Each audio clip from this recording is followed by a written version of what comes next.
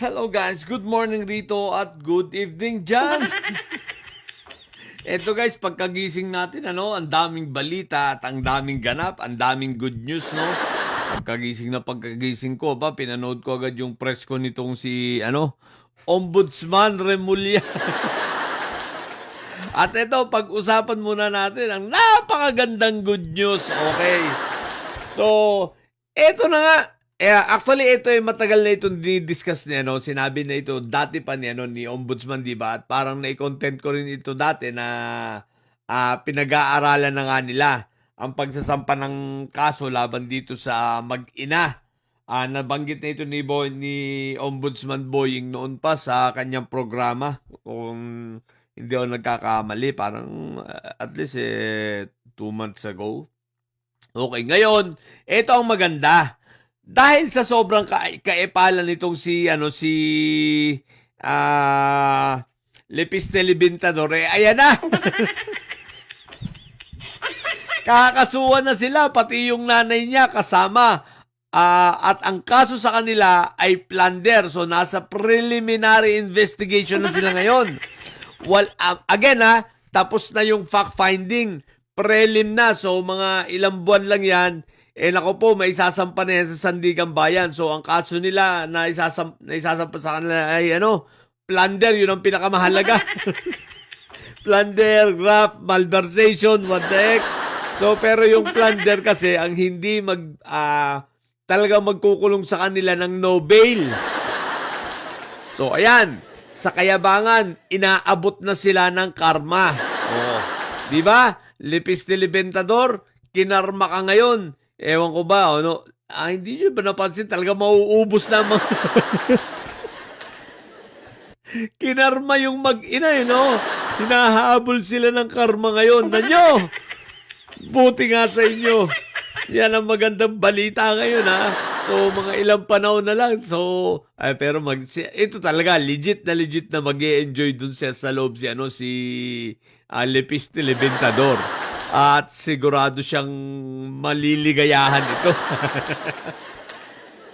Kaya lang, baka mag-away-away na itong tatlo. Si Jingay, sa bagay, sasapat naman siguro. Ang dami lalaki. Bakit sila mag-aaway tatlo? Kung sakali, si Jingay, si Lepiste at anong pangalan ito? Si Chupeta, di ba? Palagay ko naman, pero sasabihin ng mga sasabihin ng mga lalaki ron, dito ka tayo kay Solar Game. At medyo batang-bata. Batang-bata, hindi dugyot tingnan. Kasi yung dalawa, dugyot ng tingnan. So, yari ka ngayon. So, si Loren ay kinarma rin. So, wala na. Talagang sana kaya pupulutin itong mga to, no? Mabuti naman yan ang sinasabi natin. Darating ang panahon, kakarmahin kayo sa mga pinagagawa nyo sa taong bayan at mga pinaggagawa ninyo, di ba? Lalo na to malala ang tama na ito kay Lepis Telebintador kasi batang-bata. Batang-batang mangungulungan. Di ba? Plunder, walang case, So, palagay ko, ang ombudsman dapat mag-request na ng precautionary, hold departure order, no? At dahil, PhDO, no? Dahil, sigurado, malamang may tsansang si Lepis Telebintador magtago na yan. At subukan ng tumakas. Bagamat syempre, sasabihin ng tatay niya, kayang-kaya mo yan. Kinaya ko nga sa loob. Di ba? Sabi ng tatay, kinaya ko nga sa loob. Kaya-kaya mo yan.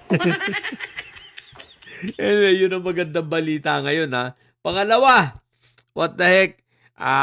Si Jingay, si Agimat, no? Nakalabas na yata, nakapagpiyansa ng 1 million sa kaso niyang malversation. Anyway, pag-uusapan natin yan sa iba nating content, At ang ikatlong pinakamagandang balita na napanood ko ngayon, aba. talagang kaya namamayat na ng gusto si Chupetra, naglabas na ng mga ebidensya ng mga picture na recycle, no? Kumbaga, same picture nung nakaraang accomplishment report, tapos ginamit din sa ibang project as accomplishment report evidence, no? Parang mga picture nga na inulit-ulit lang sa Taguig. So kaya itong si Chupetra, yari na naman to. So maghihintay lang tayo ng press con ni Ombudsman Boying Remulla about naman dito kay Chupetra, na sasabihin ni Ombudsman, nasa prelim na tayo. Wala na tayo sa fact finding, preliminary investigation na tayo. So lalo na magkakandaigit si Chupetra, namamayat na. Payat na sa stress ang putik na yan. So, pero yun lang. So, ang aabangan natin, tingnan natin ang magiging sagot nito si Lepis Nilibintador. Sigurado ako mag-iiyak na ito. Hinintay natin, baka kung live selling din siya tapos ay mag-iiyak. Pag pinusasan to, iiyak ito. Sigurado kung kabado na ito. Ikot na ang puwit nitong hinayupak natin si Lepis Nilibintador. Siyempre, kinakabahan lang yan sa una, pero pag nasa loob na yan, matutuwa yan dahil sa dami nga ng lalaki. Siya na, si Lepis Nilibintador ang magiging bunso ng Bahana Gang. O di ba ga? Talaga naman, makukumpleto ang Bahana Gang. Kaya lang yung BGMP natin nakalabas yung nakalaya ang putik na yan. Sige, discuss natin yung sa ibang content. What the heck? Kasi napaisip tuloy ako napaisip din ako kay Ombudsman talaga, bakit kung itutuloy nila yung demanda kay Kong Martin, tapos na-reject naman niya yung testimony nung 18 marites, no? 18 busabos, what the heck. Anyway, yun, sa ibang content natin gawin yan. So, yun lang, at congratulations muna. Congratulations dito kay Loren Legarda, kagagahan mo. Ayan, ang nangyari mag-ina kayong makukulong. At least buong pamilya kayong nakulong, di ba ka? At least maganda yun. Nanay niya, yung nanay, yung tatay, yung anak nakulong, di ba? So yan tinatawag talagang karma ngayon. Ang tanong na lang rito, sino ang kasunod? Di ba? Si Joel, kinakabahan na rin yun. Tsaka si Quick Belt Anyway, yun lang muna. At papasok tayo trabaho sa mga bobong didiligent may sayad na nyo. Ang tatay nyo ay preso, ang BP nyo ay bobo. Manatili kayo mga bobo at may sayad, sapagkat ang may sayad ay laging high blood. Bye!